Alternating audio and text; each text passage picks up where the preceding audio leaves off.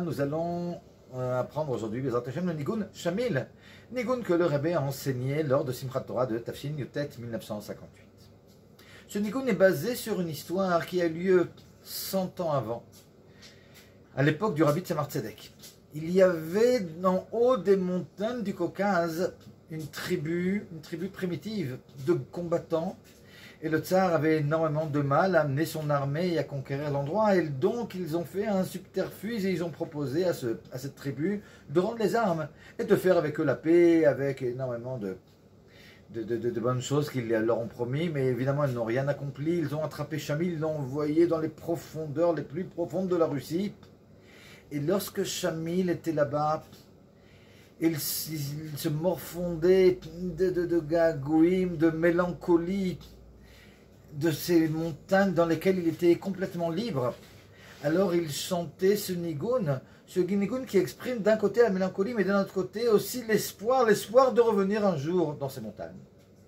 Et ce nigun est arrivé aux oreilles de juifs qui ont finalement interprété ça de façon beaucoup plus profonde. Il s'agit des gagouim, de la mélancolie, de la neshama qui était proche d'Akadosh Baruch Hu, en haut dans les mondes spirituels, et qui est descendu les Bira Mikta dans le puits le plus profond, ce monde-là. Et pour pouvoir continuer à vivre dans ce monde et à faire notre shlichut, les choses pour lesquelles on est venu au monde, il nous faut absolument nous rappeler de ces états d'âme que nous avions lorsque nous étions en fusion avec Akadosh Baruch Hu, et savoir aussi qu'en fin de compte, lors de la Géoula, nous arriverons à des niveaux encore plus élevés de dvekut, de proximité à Hachem.